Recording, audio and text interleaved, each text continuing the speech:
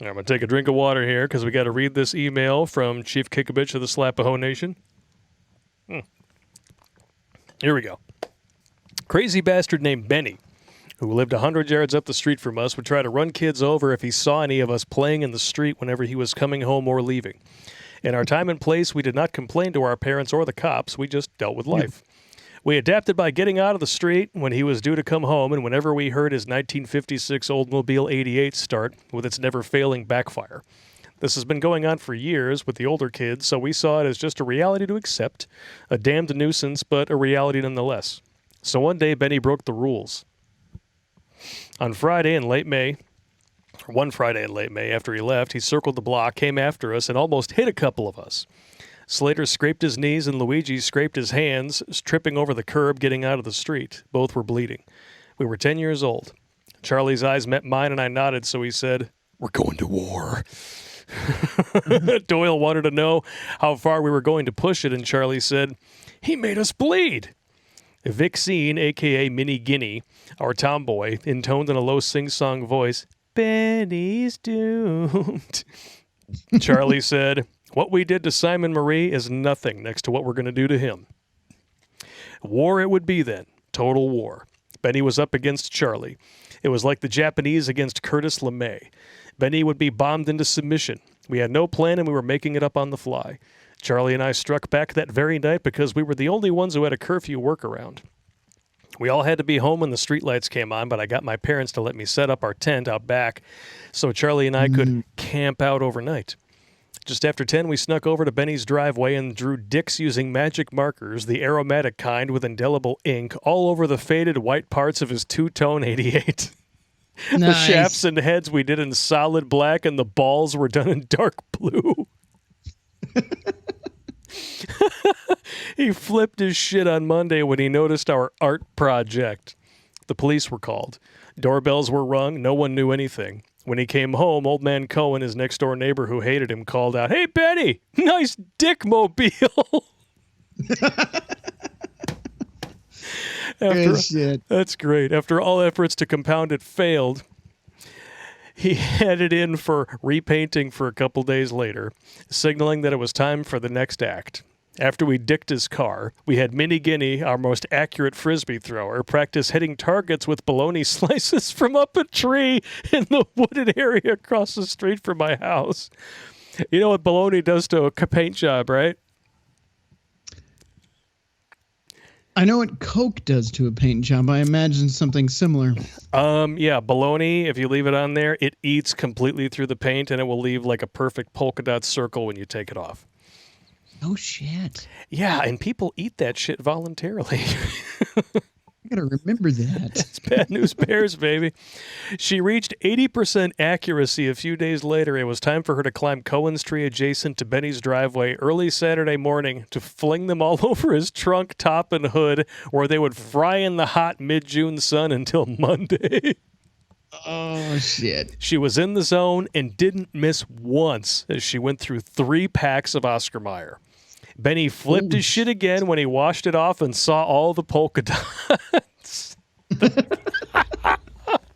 cops were called, doorbells were rung. No one knew anything, not even Cohen, who saw everything and later called out to him, "Hey, Benny, nice paint job." When the cops arrived and he accused us, the cops asked him why he thought it was us. He could not tell them that he had tried to run us over.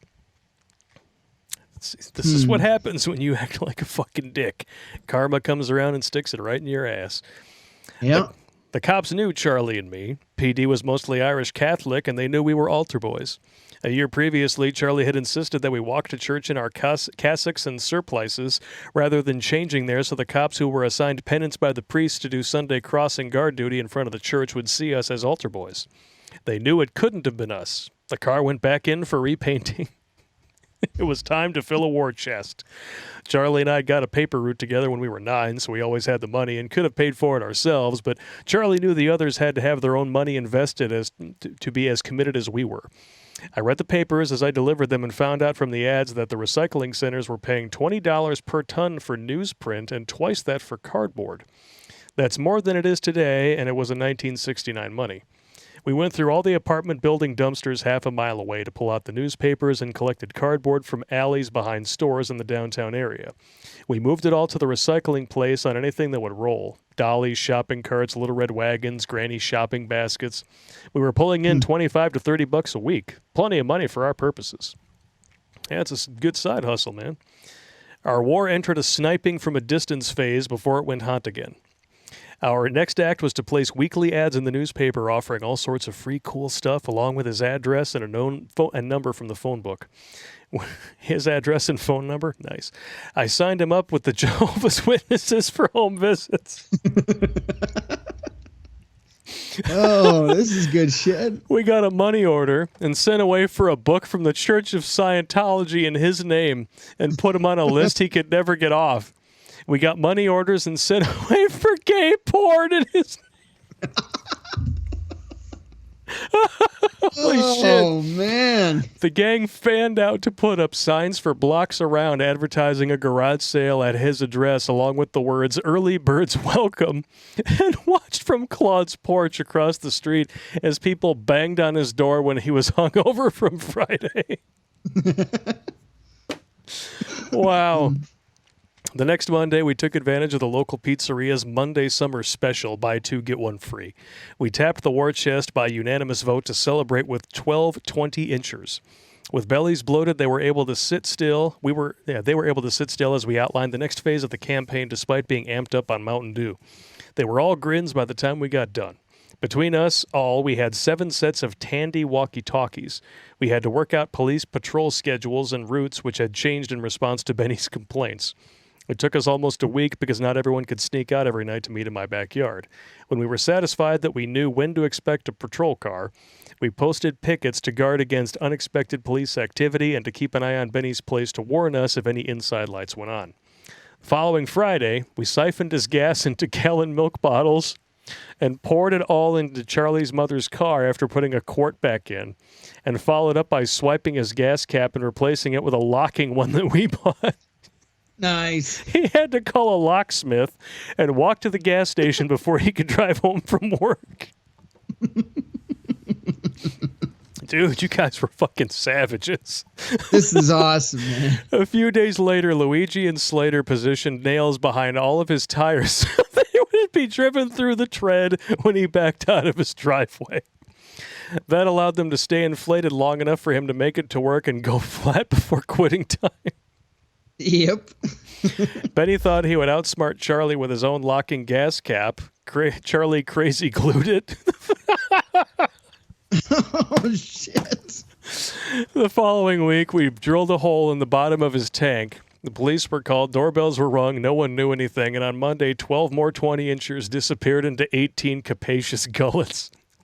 Dude, this guy should really be putting these into a short story book. I guarantee you this would sell. Genius stuff. Yeah, Tales from the Slapaho Nation, the book of short stories, would sell. I'm telling you, man.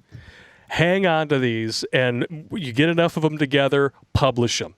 And we will pitch it on the show. I will sell this for you. This is gold. Oh, wow. After that, Benny moved Haji, the German shepherd he had chained in the backyard, to the side yard where he chained him. The neglected Haji knew us as the kids who filled his water bowl on hot days and gave him bacon and beef jerky. When we finished our next attack, Giuseppe, a.k.a. Joey, took him home to give to his father's cousin who was in the market for a medium-sized dog. Joey wanted to take the food and water bowls too, but Charlie said, "We're not thieves." In response to Joey's, "Huh?" said, "Freeing Haji's not theft." On to the next act. Benny often came home too drunk to lock his car door, and no one locked their cars or houses in those days anyway. After a brief cessation of hostilities to lull Benny into a false sense of security, the war turned hot again in August. We'd been collecting dog shit when Aries smiled on us. It had been a scorching week when a spill of some sort killed all the fish in the New Haven harbor, and the current carried them to our shithole town's beaches. The zone between high tide and low tide for a mile was carpeted with dead fish. Oh, man. This is going to get bad. Oh, it's like a pool party at Tess Holliday's house.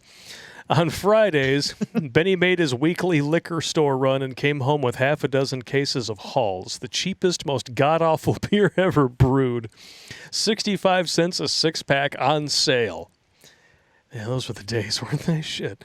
And went to ground with it until Monday morning. While Benny was at the liquor store, we were busy buying every 5-gallon bucket with lids in stock at the town's 3 hardware stores, 41 in all. Our crew was big since it was a Catholic neighborhood with lots of kids, and Charlie and I rallied the troops. Even though the war chest was depleted, we promised pizza on us for going down to the water line and collecting buckets of dead, foul-smelling fish on Friday morning. We figured that 1,000 pounds would do it.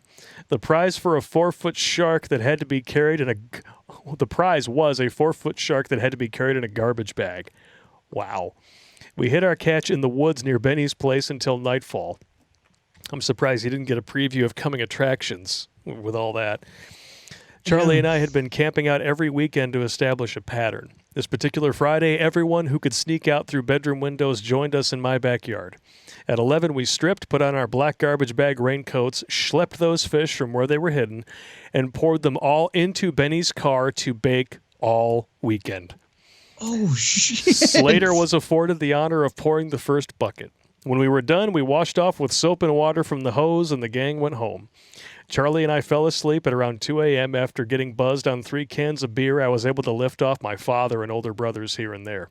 Charlie and I were up early on Monday morning, sitting in Claude's bedroom across the street from Benny's lair. The stream of profanity spewing from him was unlike anything we had ever heard before in both volume and passionate intensity. It probably sounded like Joe Pesci with his hand caught in a car door. The police were called, doorbells were rung, no one knew anything, and 12 more pizzas were eaten. Wow. He bought another used 88, and the war raged on. I had never heard of the potato in the tailpipe, but Charlie had. Naturally.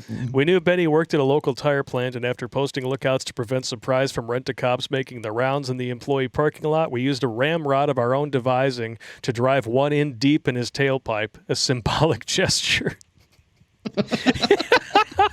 He had his car towed and walked home. Finally, in late August, we shook at his gas tank, and the war ended shortly after his engine seized. Benny must have realized he was up against an implacable foe because he moved away a few weeks later. Summer was over, so pizza was full price again, but we splurged on a feast the first Saturday of October. We kept a lookout at his work at quitting time to see what his new ride was, and Lester's 17-year-old brother followed him home. It was another 88.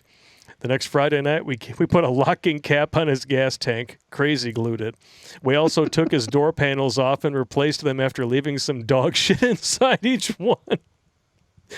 Finally, we taped a note to his steering wheel saying, "You can run, but you can't hide," after which we let the matter drop. Brilliant. I think love that. This is such a thug life, we may have to retire it. Watch Grunt Speak live every Tuesday and Thursday at 8 p.m. Eastern. And if you want to join Pop for Supporter Sundays, go to redonkulous.com/donate and make a monthly pledge. A link is in the Meat Gazer box.